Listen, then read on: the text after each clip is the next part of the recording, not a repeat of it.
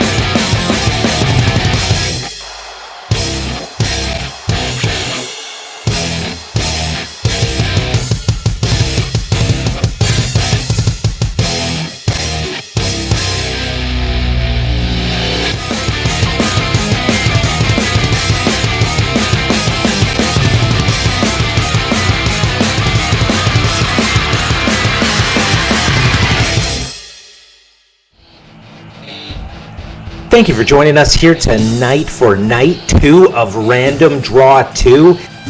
We have a selection of randomized matchups for you, including Jacob Akane and a mystery partner versus a mystery team. 3/4 of this match will be randomized. Can Jacob Akane come out with the win? And then in the main event, it is Pedro Loco in a career-threatening match against a mystery opponent. If Pedro Loco loses, both him and Sergio are gone from BCW. Can Pedro Loco pull out the big win in the main event? And tonight, in our opening contest, we have Liam No Honor Connors taking on the Lucha legend, the Garett Gomez. This is a bonus match here tonight to kick off Random Draw 2. Liam Connors, the submission and MMA specialist, can he overcome the huge experience advantage of a Garett Gomez, 35 years in the business? We're going to find out in tonight's opening contest of Random Draw 2, Night 2.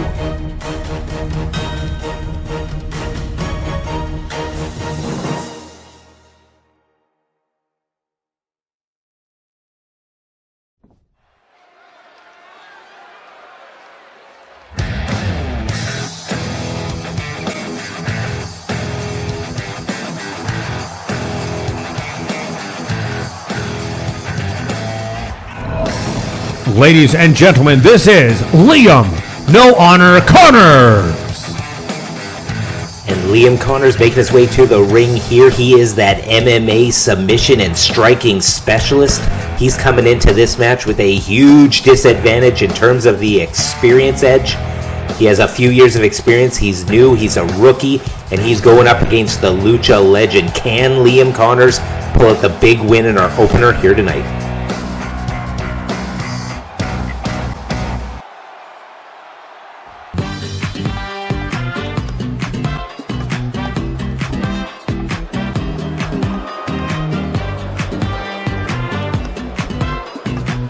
Standing 6'4" and weighing in at 305 pounds, he is the Garett Gomez. And here he comes, the Lucha legend himself, the Garett Gomez, making his way here to the ring tonight to kick off the action for Random Draw Night 2. And the Garett Gomez, with all his experience, I think he definitely has the advantage coming into this one. No matter what match the randomizer picks, I think he has a little bit of experience for all of them. Will that experience pay dividends in our opener? But let's find out right now what type of match these two competitors will be competing in for Random Draw.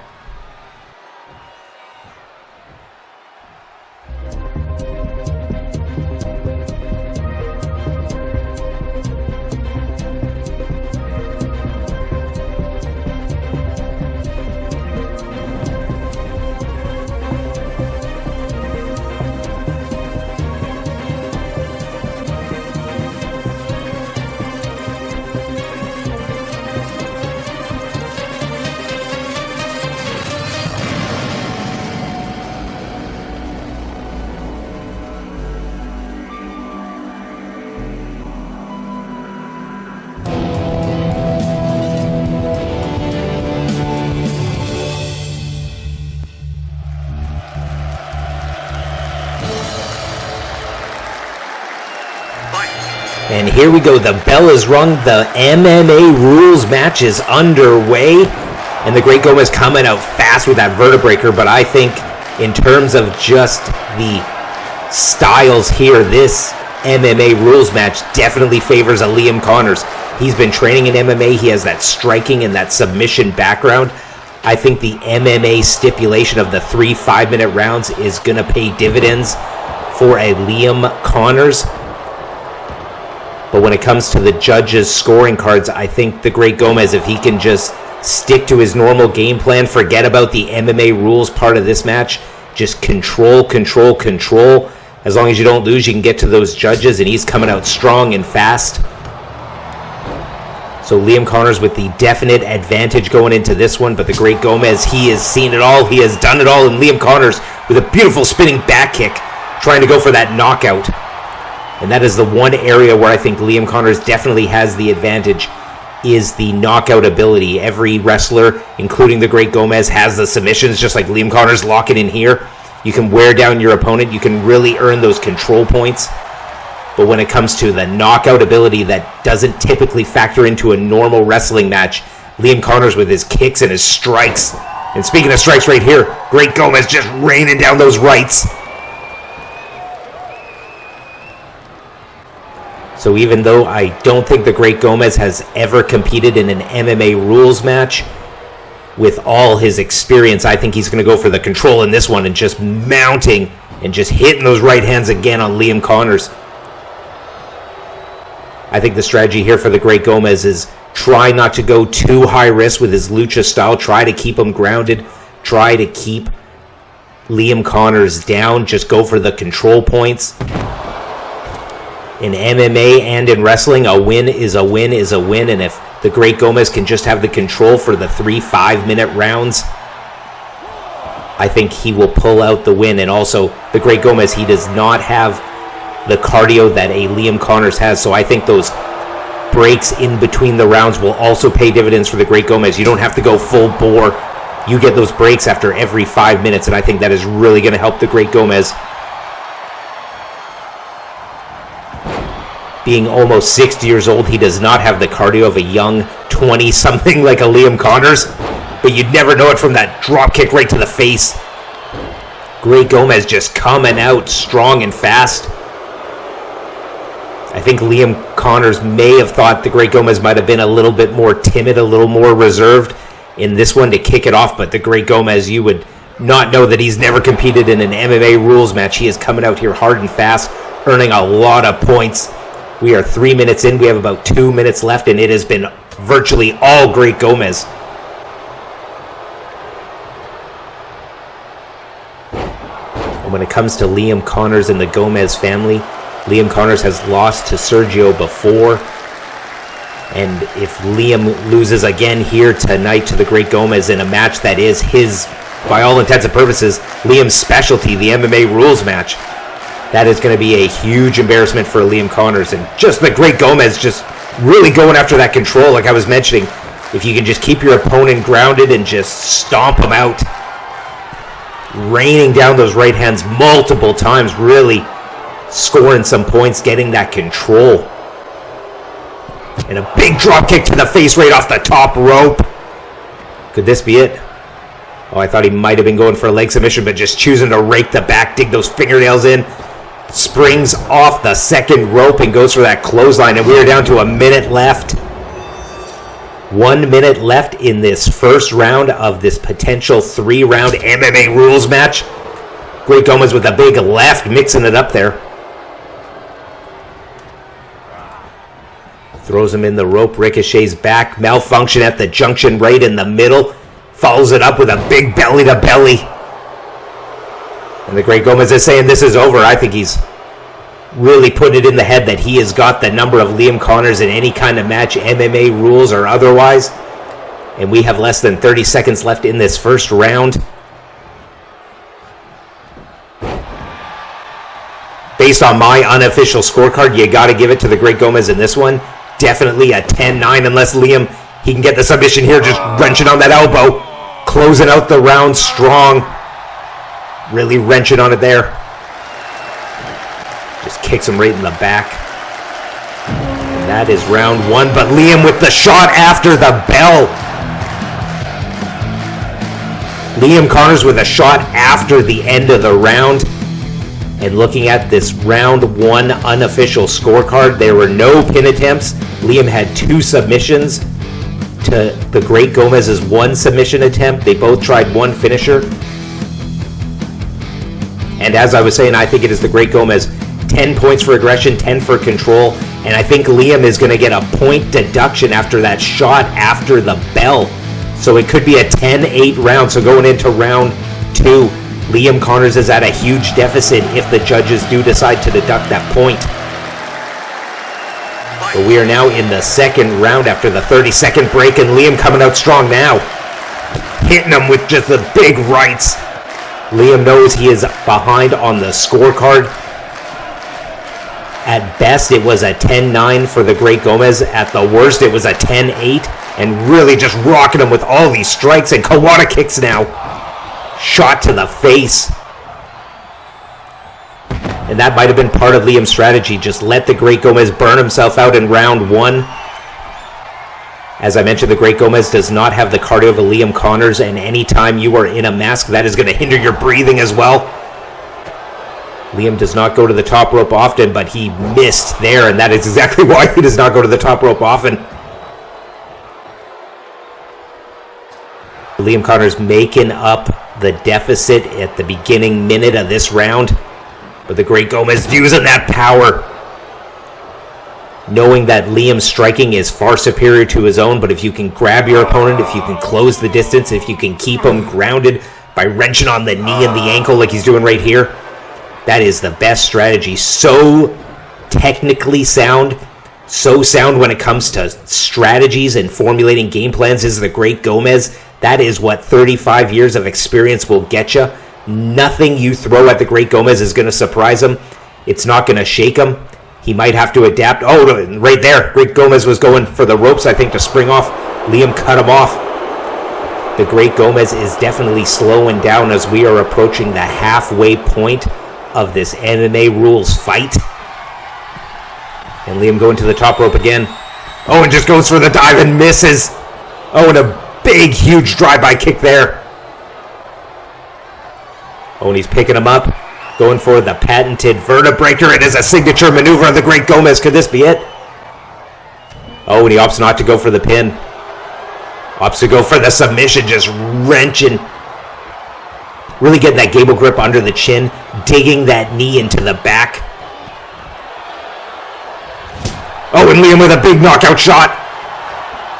And just smashing him in the face here as he's going for the twister. Twister is a very dangerous, very powerful maneuver, just wrenching that spine. Great Gomez able to peel off the arm there. Liam Connors pulling out a submission with that twister maneuver. He's known for the octopus, but that twister is brutal. And a big European-style uppercut there. Getting a little extra mustard on that one. And goes for the knockout kick.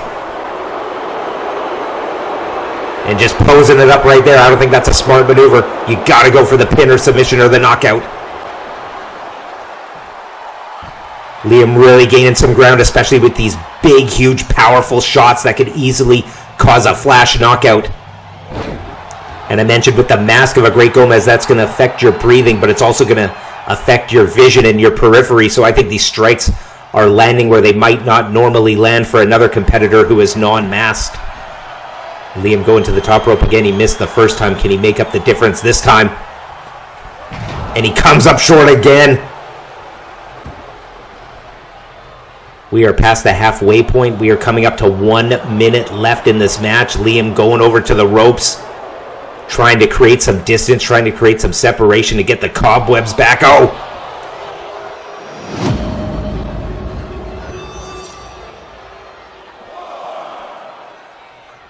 And this round is a lot more even than the first one. This one could be a toss-up for who's going to win the round. Lots of big shots between both competitors, and that's why you do not want to leave it to the judges unless you have firmly established yourself as the victor of a round. But I think in that first round, definitely that potential point deduction is going to pay huge dividends if this goes to the third. Oh, and Liam here, cinching in that octopus, really wrenching up the neck and the back. 20 seconds left in this match. Can the Great Gomez hang on? 20 out, he taps out. The Great Gomez taps Liam Connors, wins this MMA rules match by submission in the second round. Wow. Liam Connors showing why his MMA prowess is top notch. He is one of the best submission experts in BCW, and wrenching in that octopus out of nowhere in the closing stages of the match. Not only is it a way to finish strong, but he got the submission, picks up the win in our opener of BCW Random Draw Night 2 at 4:45 officially of the second round. The octopus submission picks up the win for Liam Connors. Congratulations to him. What an opener MMA rules match in BCW Random Draw Night 2.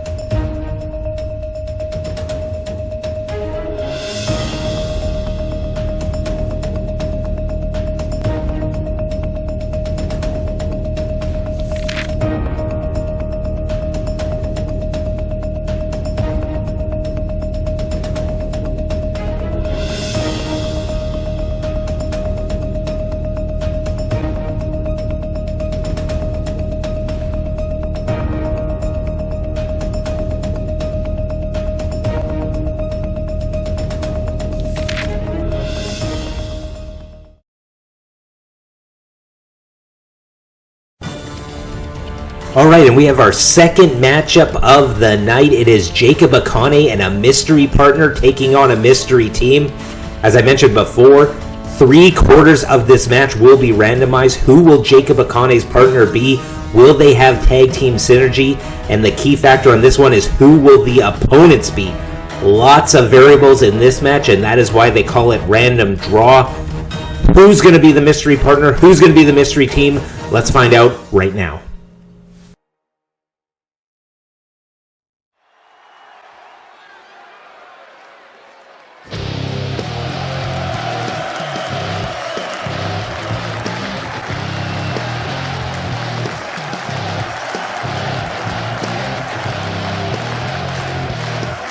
Standing 6 feet, 2 inches tall, and weighing 350 pounds. He is a brawler and comes to us from the Isle of Samoa. He is Savage Jacob Akane. And here we go, a walking weapon of mass destruction known as Savage Jacob Akane. He has been tasked for weeks and weeks to find a tag team partner, win one tag team match, and if he does that, he will face the Exiled, who he desperately wants revenge against. Who will Jacob Akane's mystery partner be? Let's find out right now.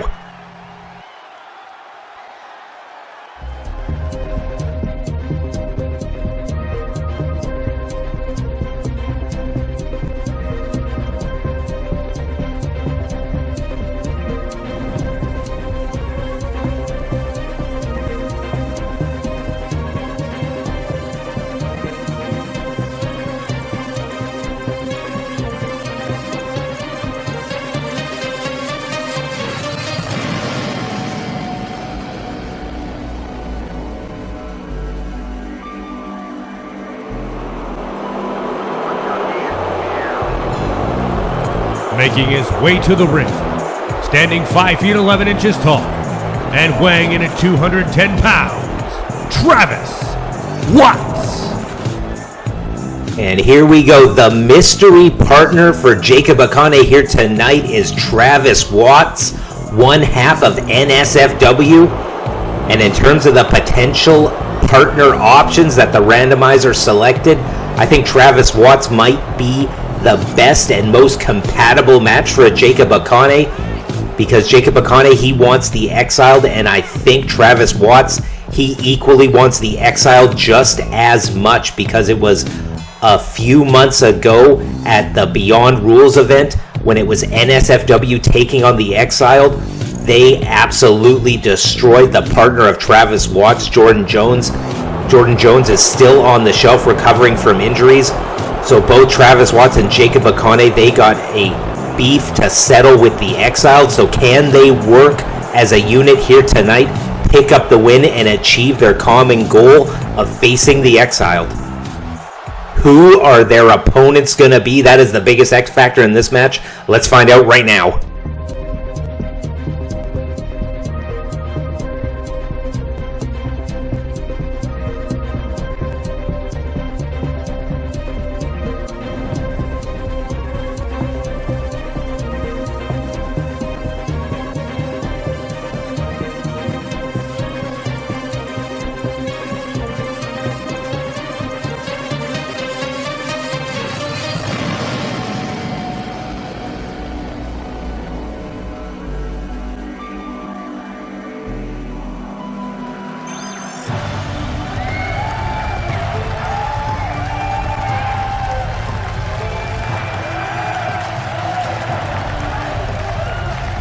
Making their way to the ring, Shizu and Kinzoku. And here we go, Kinzoku and Shizu making their way to the ring. We've seen them multiple times here in BCW. They have faced some stiff tag team competition, but I think tonight they have their best shot of picking up a victory in that Jacob Akane and Travis Watts have never teamed before. In fact, at our last pay-per-view, it was actually Jacob Akane versus Travis Watts. So if they can't get on the same page, I think Shizu and Kinzoku have a real good chance of picking up the win here tonight. And here we go, the bell has rung, the match is underway. We have Shizu in the white pairing up against Jacob Akane to start off this match. And Jacob Akane just loading up that big clothesline into the corner to kick off this tag team match. Then Jacob Akane, a springboard kick to the face. That could be a knockout shot. Speaking of our last match where it was MMA rules and we had knockouts as an option, that could have been a knockout right there. Wow. Jacob Akane, 300 pounds, jumping off the rope and just kicking Shizu right in the face. But Shizu with a beautiful Northern Lights. Oh, and he goes there. Oh, I thought he was going for that Dragon Sleeper, but picks him up and drops him right down. Shizu and Kinzoku from Japan, formerly from the SJPW dojo. They are so technically sound. And a beautiful dive right off the top rope. That cross body only gets a 1. Shizu and Kinzoku in the white, they are so technically sound. They are the embodiment of all steak and no sizzle. They are a meat and potatoes kind of tag team. They're hard hitting, they're very technically sound. They know all the suplexes, the throws, the submissions. And a big Uranagi there right on the ground. They are trained to do maximum damage with the least amount of effort in the shortest amount of time. But in sharp contrast to, for example, a Travis Watts. Travis Watts, he is technically sound as well, but he is a lot more sizzle than steak. He is flashy. He is brash. He will try to play those mind games. So this is a very unique situation here. Oh, and picks him up for the ripcord clothesline, turning him in and out. And now just kicking him in the back. And as I mentioned at the top here, Jacob Akane and Travis Watts, they both want the Exiled. The Exiled took out Jacob Akane for nearly a full year, put him on the shelf, and they did the same thing with Travis Watts. Travis Watts has been on the shelf for the last few weeks. He had some minor injuries, but his partner Jordan Jones is still on the shelf with some major injuries, still recovering. So even though Jacob Akane and Travis Watts, they faced each other at the last pay-per-view, they're not necessarily enemies, but they're not on good terms. But can it be a situation of my enemy's enemy is my friend? They both want the Exiled so bad. Can they work together? And they got the tools to do it between the flash of a Travis Watts and the absolute weapon of mass destruction that is Savage Jacob Akane. They are a very unique tag team. They don't have experience, obviously, but styles make fights, and putting those two styles together could pay huge dividends. And if they do face the Exiled, I don't know if they'd ever form a permanent tag team, but that is another X factor if we get to that point. When Jordan Jones returns, will they be a three-man faction doing it Freebird style? Will Travis Watts permanently team up with Jacob Akane? We would have to find out if the branching tree goes down that route. Kinzoku makes the tag to the smaller, faster man on the team, Shizu, with a big, beautiful dropkick. Speaking of speed there, Travis Watts gets the tag to Jacob Akane. Needs that time to recover, and now we got the power element of Jacob Akane for his team versus the speed element of Shizu on his team. Jacob Akane just doing that pose right there, standing his ground, almost in the middle of the ring there, saying, "Come and fight me right in the middle of the ring, I'll take you out." And as you can see there, that dropkick, it took out Travis Watts, but that same dropkick didn't even drop Jacob Akane. Didn't even bring him down to a knee. He just ate it and kept going. Jacob Akane does his damage, now gets out and tags in Travis Watts. And Jacob Akane, he is absolutely devastating as a singles competitor, but when you have him as a tag team partner, if you can just have him in for those short spurts like we just seen, do some big power moves and have Jacob Akane recover on the apron to preserve his cardio, that could be the ace in the whole tag team partner. And no one wants to team up with Jacob Akane because, as he says himself, he will smash anyone that causes him a tag team victory. So no one wants to team with him, but if someone's willing to take the risk, he could be the perfect tag team partner. And what does Kinzoku have here? Picks him up for the Angel's Wings. Beautifully positioned in his own corner, but Jacob Akane, not even a one count, I don't think. The speed of Jacob Akane on that one, wow. Not only is he an absolute powerhouse on par with all the top powerhouses here in BCW, but I think the one X factor that he has over some of the other big men here is Jacob Akane has that speed. He has those twitch muscles. He has that explosivity that some of the big men don't have, like a Victor Payne, for example. Kinzoku goes for the cover here, and Jacob Akane again. It's going to be real tough to get the win against Travis Watts and Jacob Akane if Jacob Akane is that fast. Grabbing him by the beard and slapping the dog you-know-what out of him. Oh, what a massive German suplex right near the edge of the ring. Neck crashing on that bottom rope. That could do some extra damage there. You want to take that move in the middle of the ring, but when you take it near the edge, that is brutal. Travis Watts with a springboard, showing a bit of that flash, a little bit of that sizzle. Travis Watts, I think he was trying to get the tag to Jacob Akane, but he gets a PK kick right to the face. Very lackadaisical PK kick, though. But it was almost enough to get the job done. Oh, and now Jacob Akane. Oh, and just a suplex to him. Dumping him to the outside. Jacob Akane making up the difference for his tag team partner, Travis Watts, and just throwing him back in there. Can both men make the tag? Kinzoku makes the tag. Oh, a beautiful counter by Shizu. Travis Watts was going for that big rolling elbow. Shizu gets the counter, perfectly positioned in his own corner. Oh, and Travis Watts at the last second gets the rope break. That was huge from Travis Watts. He was in the wrong part of the ring, and he was able to pick it up, but that's a big spinning back kick there. Again, perfectly positioned. And he gets him. Jacob Akane cannot make it in time. Shizu and Kinzoku pick up their first win in BCW by defeating Travis Watts and Jacob Akane. Wow. And look at this kick. We were singing the praises of the knockout ability of Liam Connors in our opener, but that kick right there from Shizu, that is a knockout written all over it. It's officially registered as a pinfall, but I think he could have won this match by knockout. That could have been a knockout that he just simply covered him for. Wow. Here is your winner via pinfall, Shizu and Kinzoku.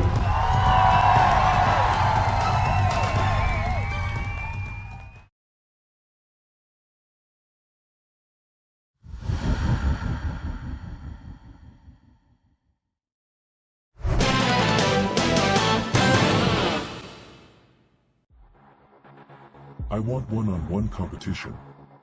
In a three-way match, Benson beat me, but can he beat me man-to-man? I am Grizzly Mac. I am unbeaten one-on-one. I want a rematch. And when I get one, I'll put the claw on Benson and crush the life out of his body. This is absurd. I am undefeated and yet I am still not the #1 contender? I wasn't beaten in that three-way match, Grizzly Mac was. Regardless of the outcome of that match, I am still unbeaten. And the one thing that match did was exhaust my patience. Anyone that stands in my way will be dealt with, starting with you, Mr. GM. I will give you a chance to make it right. If you don't, well, L earned the surname Payne for a reason.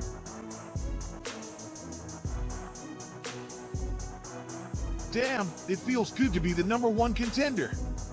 It's been a year and a half of scratching and clawing my way back to the top, but now I'm here with a guaranteed world title opportunity. Dirty Don, I've recovered from you injuring me. I've beaten your henchmen, and now you can't run from me any longer. Dirty Don, I'm here to give you a spoiler alert. When I get my title shot against you, things are going to play out very different from last time. Next time we share a ring, I'm putting the nail in the coffin that is your reign of terror. Keep that title warm and shiny because old Benson is coming, and when I'm done I will leave you red, white, and bruised.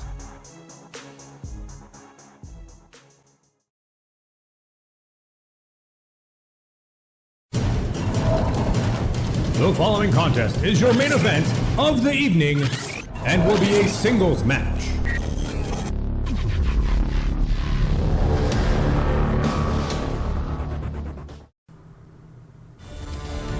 Alright, and it is main event time, a career-threatening match for the main event of Night 2 of Random Draw 2. It is Pedro Loco being accompanied by Sergio Gomez taking on a mystery opponent. If Pedro loses, both him and Sergio will be gone from BCW.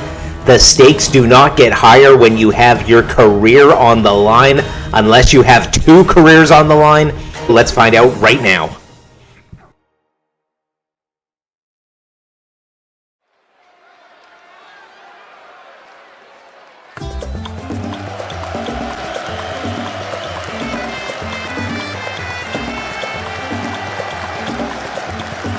Ladies and gentlemen, the luchador Pedro Loco. And here he is, Pedro Loco. He is winless here in BCW. If he loses this match, he will have the longest losing streak in BCW. That's why Mr. GM has tasked him to win here tonight. It's win or go home. Can Pedro Loco do it tonight? But it all depends on who he's facing. So who will Pedro Loco face when his career's on the line? Let's find out right now.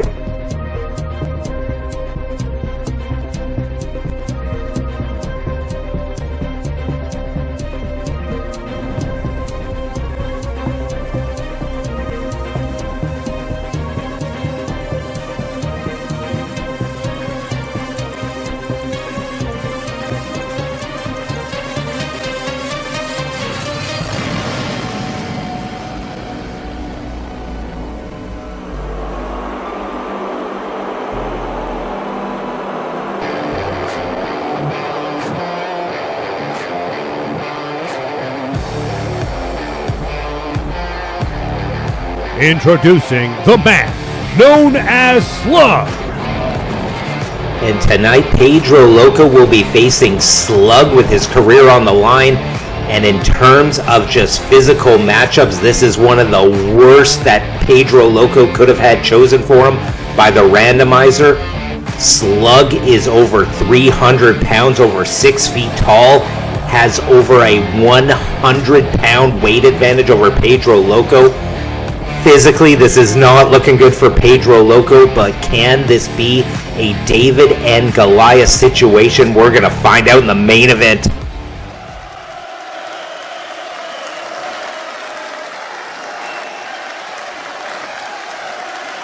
Fight. The bell has rung. The main event is underway. A career-threatening match. Pedro Loco versus Slug.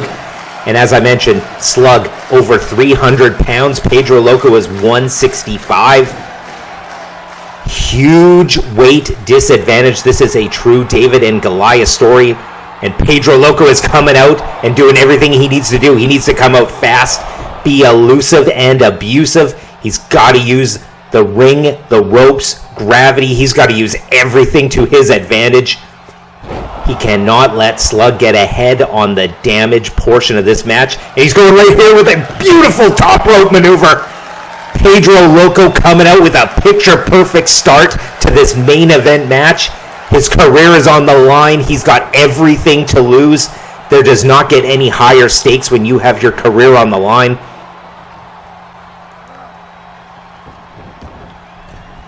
Pedro Loco throwing Slug in the ring here. Pedro Loco is looking probably the best that he's looked until, right as I say that, though, Slug just barrages him with those. Oh, and he gets him with another shot there, just really slamming him. Oh, and a big F-buster right there. Just picks him up, throws him down face first. And Slug going off the top right there, showing he can do some of those lucha moves just like a Pedro Loco. But Pedro Loco, he's got to be fast. He's got to fight through the pain. He's got to do lots of quick maneuvers. He cannot let a man with such a weight advantage be hitting suplexes and throws and top rope maneuvers. And he hits a code breaker there. Pedro Loco's already hurt. He is slow to get back up after that code breaker. But it looked like it did a lot of damage to Slug as well. Pedro Loco reverses, stiff left. Goes for the flatliner and hits it. And again, using his skills to his advantage. Using that flatliner. It's not a move where he's picking up Slug and trying to carry that 300. He's doing lots of top rope maneuvers, lots of strikes, lots of reversals. That is what Pedro Loco needs to do. He needs to conserve as much energy as he can, take as little damage as possible, and hit moves like that using gravity, kicking him in the back, having a picture-perfect plan. And when you have Sergio Gomez in your corner, shouting out instructions, having that little bit of training that Sergio did for Pedro Loco, that is going to pay dividends as well. For now, Sergio is on the outside. He has not got involved in this match, but with the way that Sergio is, with his career on the line, with as dirty of a player as he is, I would not be surprised in the slightest if Sergio interjects himself.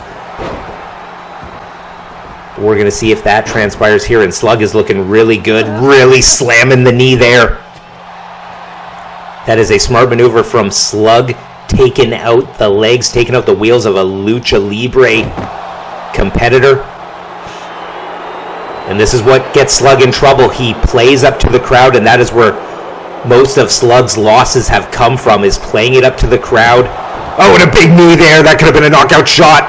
Pedro Loco seeing red, but he kicks out at one. And as we've seen from that lower third graphic, Slug, he is a free agent. If he picks up the win here tonight, I'm sure he might get the contract that Pedro Loco is looking for.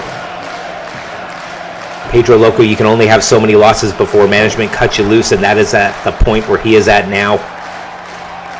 Slug, he wants to get that win. He wants to impress management, so there's not quite as much on the line for Slug as there is for Pedro, but BCW is the premier wrestling organization, and Slug wants to be a part of it. He wants that lucrative and elusive contract, but he's got to get through Pedro Loco being accompanied by Sergio. And we have seen Slug and Sergio Gomez before. Oh, and what's this here? Oh, and he misses! Pedro Loco going for that locomotion, which is that maneuver off the top rope. He had no water in the pool. There was no water for the season even in that one. But again, having Sergio Gomez in your corner paid dividends. When Pedro Loco missed that big maneuver, he was obviously hurt. He was obviously stunned. Sergio jumped up on the apron, distracted Slug, and gave Pedro that few seconds to recover. which he desperately needed after missing that maneuver. That locomotion uses all his torque, all his momentum, all the gravity needed for Pedro Loco to really generate some major damage points. Pedro Loco gets back in the ring, no rest there, and he just gets slammed down by that huge clothesline. And simple maneuvers like a clothesline from a man like Slug when you're so big. Oh, and Sergio distracting the ref. Sergio attempted to take that turnbuckle off to distract the referee, and the referee. 1, 2. And that was enough for Pedro to kick out. I think that could have been a loss right there. But it was enough for Sergio to distract him, give him that extra few seconds. That was about like a 6 or a 7 count, I think.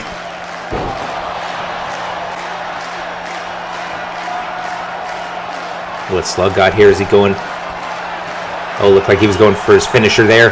Pedro Loco picks him up and slams him with the DDT, center of the ring. Is he going to go for the locomotion again? Such a devastating maneuver. Pedro perched on the top, waiting for his spot. Opts to go for the splash. 2. Oh. I think Pedro Loco was a little hesitant to go for that locomotion. A little hesitant to go for that locomotion and missed the second time, so he opted to go for the splash. And now he goes for the Rana. Pedro Loco picking up some momentum, and he's really doing these top rope maneuvers. This is what he needs to do to pick up the win. Is he going for it now? Locomotion hits it. That's got to be it. Floats into the cover. 1, 2. And Slug kicks out. After hitting the revolutions on that locomotion, Slug was able to kick out. But it looks like Sergio Gomez, is he picking him up to throw him back in the ring? No, he picks him up just to set him up for Pedro Loco, but no water in the pool. Pedro Loco is low on energy, and he was not able to get that running head start, to get that full extension, to get the distance needed to hit that move. But that is beautiful tag team work from a competitor and a manager there, and Sergio taking the bullet for him. Slug coming out with that big clothesline. Sergio taking the bullet, doing whatever he can to save his job and Pedro Loco's job. Pedro needs the win to have both these men here in BCW still. And Sergio so far is worth his weight in gold in this match. Pedro Loco goes for the kick. Slug reverses, and what's he got here? Oh, just a big brain buster. Thought he was going for the suplex, but it turned it more into a brain buster at the last minute. And a big slam there. Sergio again going, distracting the ref. But it looks like Slug's going for something big here. The pop-up. Oh, and goes for the cover. Referee still distracted. Is it enough? 1. Pedro Loco's got his hand on the rope. Hand on the rope. Pedro Loco has his hand on the rope. Winner by pinfall, Slug. Slug picks up his first win in BCW, but are Pedro Loco and Sergio Gomez gone for BCW now? Controversial finish to this match. Pedro Loco had his hand on the rope fully in plain view of the hard cam, but not in plain view of the referee. Pedro and Sergio is pissed. Look at him on the outside.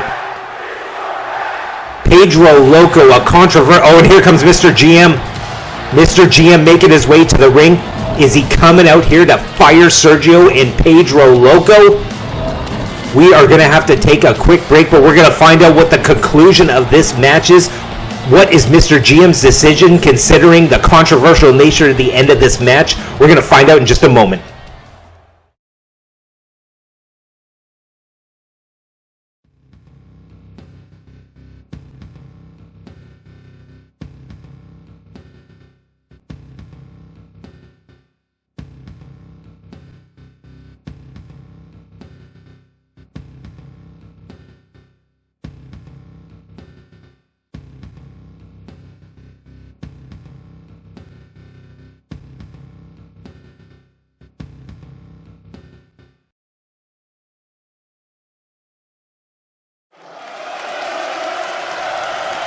Well, we are back to Action Live, and during the break, it was Mr. GM who came out here, and he has restarted this match. He told Sergio that is not the way that he wants this match to end. It was a controversial finish.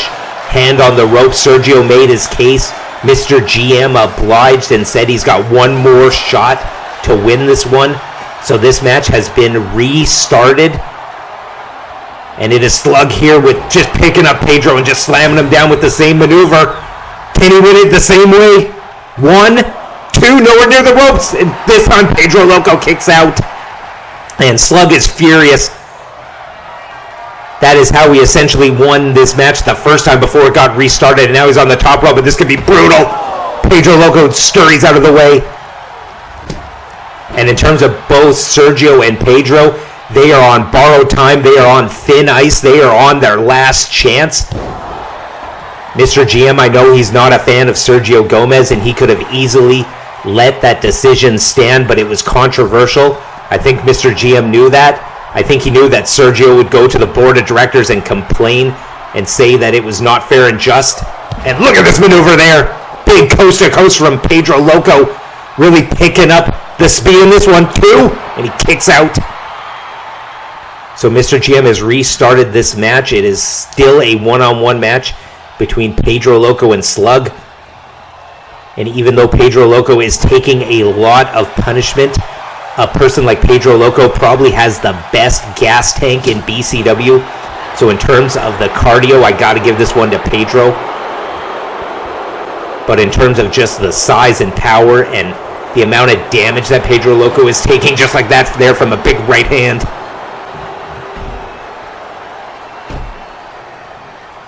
It's hard to say which side of the coin the momentum is swinging to in this match. Pedro has taken an absolute beating. He has never won a match here in BCW, but he's been trained by Sergio Gomez the last few weeks. It was a bit of a ruse, a bit of a... from Sergio Gomez, he tried to just half-train Pedro, not really doing much just to get that title opportunity. But then when Sergio found out his career was on the line too, he really started training Pedro. Taught him a lot, just probably like that maneuver there. Big insane elbow from Pedro Loco. And a big standing shooting star. Goes for the cover here too. And gets a kick out. What does Pedro Loco have to do to defeat Slug? Does he have to hit that Loco motion again? Is he going to hit a big move off the top rope? Is he going to get a quick roll-up or a quick cover? Surprise Slug, and he's going for it again. Locomotion a third time, and he misses for the second.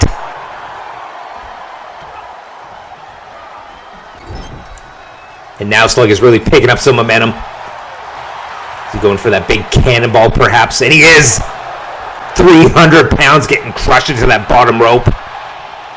Oh, and Sergio distracted him. Sergio talking trash. It was Sergio Gomez who shaved Slug's head bald all those months ago. So believe me, there is no love lost between Slug and Sergio Gomez. And by extension, now that Pedro Loco is associated with Sergio, I think the hate has transferred over between Slug and Pedro Loco. Pedro going for that Rana there, creating some distractions. Oh, and rolls to the outside of the ring. Not giving him a chance to breathe. Just smashing him in the face, and it looks like there's a bit of an abrasion there on Slug's head. So just going for the punches there, trying to open up that wound. I guarantee he learned that tactic from Sergio Gomez. If Sergio smells blood in the water, he would not stop at all to really open up that cut. You could even cause a ref stoppage. If there's too much blood, if Slug can't see, that could cause a legit ref stoppage, which would get Pedro Loco the win.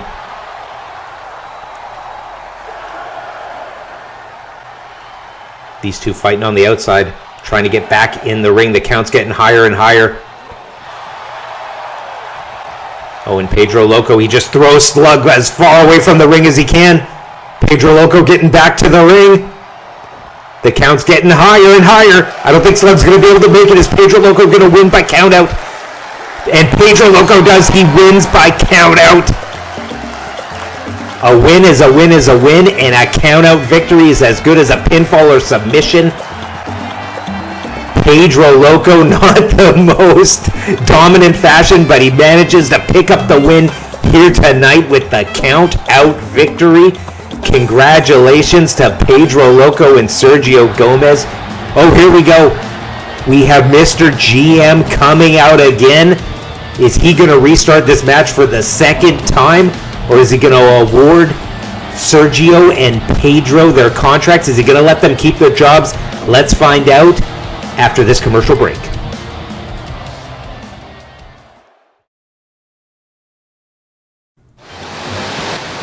Well, we are backstage here. As we seen, it was Jacob Akane taking out Travis Watch during the commercial break, and it looks like he's taking out Shizu here.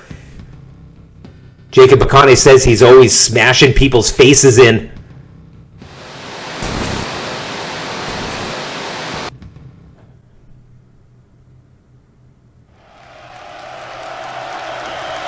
And we are back here right now for this career-threatening match. As we've seen, Mr. GM has come out to the ring, and if he didn't accept that hand on the rope victory, he is not accepting a count-out victory. He wants a pinfall or submission. He wants this to be a definitive win for either man. And speaking of a win, 1, 2. Pedro Loco going for the 2 count there. So Mr. GM has restarted this match for a second time. We are in the 3rd iteration of this match. And he's going for it here. The locomotion, and he hits it. Could this be it? Could he pick up the win here, right now? 2. And Slug gets out, but he is getting woozy.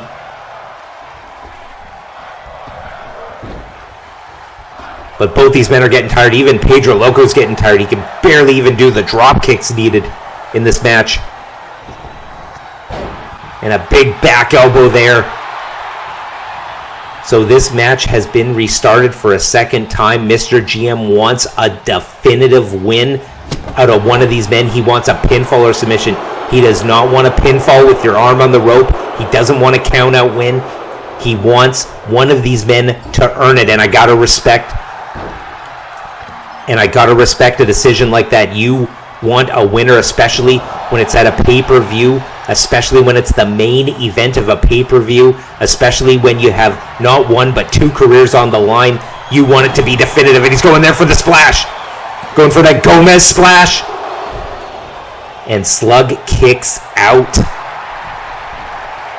Pedro Loco playing it up to the crowd, really getting fired up. He needs that adrenaline. He needs that energy boost. And the crowd, they love Pedro Loco. He does not have a very good record here in BCW, but he is a fan favorite because he's a fighter. And tonight he is fighting for his career. He has such a relationship with Sergio Gomez. You can tell Sergio he doesn't really care about Pedro Loco, but Pedro Loco, I think he sees Sergio Gomez as a father figure. Does not want to let him down, and potentially he wants to win this match more for Sergio than even for himself. So there is so much on the line. Oh, what a big drop kick there from Slug. 300 pounds just kicking Pedro Loco in the head. That's got to discombobulate you. That's got to really affect those lucha moves when you're going to the top rope. If you're dizzy, you get kicked in the side of the head. It could affect your equilibrium. You kick someone in that ear. Oh, what a big cannonball there. And Sergio again paying dividends. Not overtly breaking the rules, but just causing enough distraction. This could have already been a 3, 4, 5, 6 count, and the ref sees it now. 1, 2. Pedro Loco kicks out. And Sergio again is right there, and he's getting right in Slug's face. Slug ignoring him, though, knowing that Slug knows that he can't keep falling for Sergio's traps. He's got to just ignore him as much as he can. He's got to focus on Pedro Loco. He's got to get the win. Pedro going up to the top, spending so much time on the top. High risk, high reward. Is he going forward with the chair? Oh, and he misses. I think Sergio tried to insert the chair between Pedro Loco and Slug when he was going for that locomotion. Backfired because Pedro missed it. But what a maneuver there.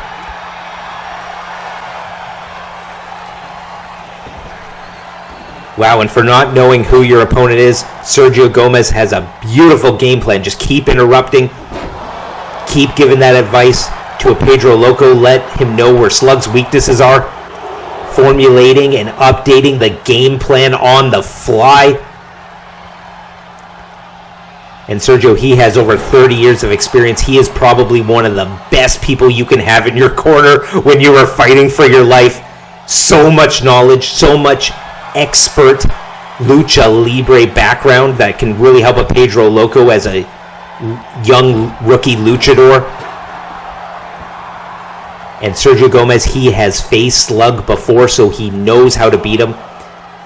He has beaten him and shaved his head. He has embarrassed him. He knows what works against the Slug, and he knows what doesn't, and that can really help Pedro Loco here tonight. But as this match goes longer and longer, they have to have been fighting for about 15-20 minutes now. This is almost getting to the levels of an Iron Man match contest where these men just keep fighting and fighting, but neither one can get that elusive pinfall or submission. Slug reverses. Pedro reverses, and Slug with a big slingshot clothesline. And Sergio getting in his face once again. Pedro Loco with a shot to the back, fires him into the ropes. Oh, goes for that big standing backflip. And Slug with that big pop-up style powerbomb. Could this be enough? It was enough about 10 minutes ago. And Pedro just at the very last second. That's getting to a 2.9. Slug has to do one more big maneuver to get that extra 0.1 that he needs to get that 3 count. And this could be it, going to the top rope. Could 300 pounds come crashing from the heavens be enough? Oh, and that could be it. Pedro Loco's gone stiff, and Slug is saying that's it. But why is he not going for the pin? This is what gets Slug in trouble. He plays it up to the crowd. He wants to get either the cheers or the boos. He wants to make it a spectacle, and it gives Pedro Loco enough chance to recover. Hits that leg lariat right to the face. That's a huge mistake on the part of Slug. Pedro Loco picking his spot. Is he waiting for him to get up? And he is. Is he going to go for a Rana perhaps like he did before? And he does. Rana gets it into the pin cover. Could this be enough? 2? And Slug kicks out. I thought that could have been enough. Enough to surprise Slug, to get those feet above his head, to make it really hard to kick out. But just the power of Slug, he was able to get those shoulders off the mat, able to shrug off the 165-pound Pedro Loco. But now just picking him up and slamming him down, getting that 300 pounds across the chest. When you weigh almost double what your competitor does, that move especially could be brutal, and just with a big shoulder tackle. Oh, and it looked like he was grabbing his wrist or his elbow. Pedro Loco's wrist or elbow could be injured. He already has that elbow pad on. Oh, and Sergio there, taking him and throwing him in the ring, trying to misdirect him, trying to discombobulate him probably. Does not want to attack him, though, to force a disqualification, but another big maneuver there. Pedro Loco looks out, he's breathing heavy. But he kicks out again. Pedro Loco will not be denied. What do both these men have to do to put the other away? And he's going for that. Looked like he was, but Pedro Loco reverses again. Some stiff shots right to the bridge of the nose. Oh, looked like he was going for that, either that standing Spanish fly or that flatliner. And Slug going up. Is he going to try and beat Pedro? Oh, Pedro Loco rose to his stomach, tries to get up. Smart maneuver. You do not want that 300 pounds crashing down. You don't want it like that either. We've seen that cannonball in the corner, but the cannonball off the top rope. If Pedro Loco gets enough momentum and force when he goes off the top rope, imagine what Slug gets. Wow. Oh, and he's got him up. Oh, and beautiful, just takes him over with that BO, but now he's starting to get cocky. Now he's starting to play with his food, and I do not think that is smart. When you are in the main event of a pay-per-view, when you have this much stakes on both sides of the coin, you do not want to play around. You do not want to make it cute. You just want to get in there and pick up the win, and that's what he's trying to do right now. Oh, and Pedro Loco. Try it. That cost him before, but this time the ref was there to see it. I think he's at the 2.99 now. That he couldn't even kick out, but he was able to get out of it by just grabbing that bottom rope. Things are looking real good for Slug, and they're not looking very good for a Pedro Loco especially on the outside with this power bomb. Thin padding Pedro Loco is getting worn out. His energy levels are nearly depleted. His head must be screaming. Every section of his body must be in absolute pain and agony. But Pedro Loco has that true fighting spirit, that true strong style, where he will do anything to win.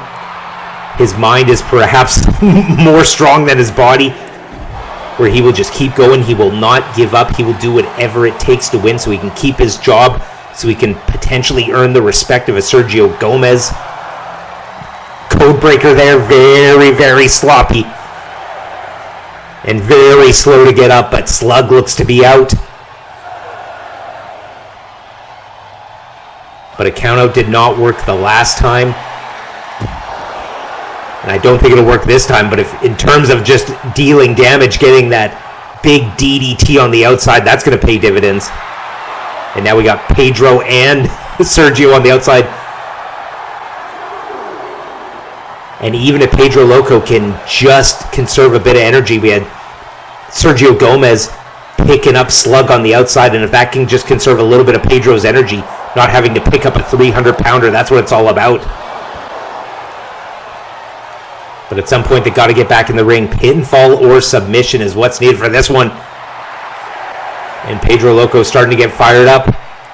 The outside has been paying more dividends for Pedro than it has for Slug. And he gets back in the ring. The ref urging Slug to get back in the ring, but he's woozy. Pedro Loco knows he's not going to win by countout this time, so he breaks the count, goes back out there. Oh, but a nice judo throw by Slug. And it's Slug to throw Pedro back in the ring. Walks past Sergio just to give him that big middle finger metaphorically. And Pedro Loco goes. Big DDT, center of the ring. Slug's been screaming on the outside from that DDT. And he's got him again. Locomotion, could this be enough? Finally. 1, 2. Got him. Pedro Loco wins by pinfall. Keeps his job. Earns a BCW contract. Both Pedro Loco and Sergio Gomez have squeaked by with the win, and they are celebrating like they both won the world title. Pedro Loco picks up the first win of his career here in BCW. They keep their job's mission accomplished here tonight in the main event. A lot more to see from Sergio and Pedro Loco here in BCW. Wow, what a win for Pedro Loco. And we have got to catch our breath, but tonight it kicked off MMA rules. It was Liam Connor coming out with a second round submission, defeating the Lucha legend, the Great Gomez, in our Random Draw 2 Night 2 opener. Then it was Jacob Akane teaming up with Travis Watts to take on Shizu and Kinzoku. And it was Shizu and Kinzoku that had the synergy. They picked up their first victory in BCW. And Jacob Akane, he took out Travis Watts, he took out Shizu. And we're going to see what develops with that. And then as we just seen in the main event, it was Pedro Loco defeating Slug. The match was restarted not once but twice. And in the end, with the help of Sergio Gomez, it was Pedro Loco picking up the win. What a main event it was. That was probably about 20-25 minutes of action. And it all culminated with a victory for Pedro Loco. On the next episode of Beyond Compare Wrestling. Thank you for joining us on Night 2. We'll see you for Night 3. We got some big matches coming up, including the BCW World Title, Tony Rizzo versus Dirty Don. Join us in the next episode, and thank you for joining us in this one.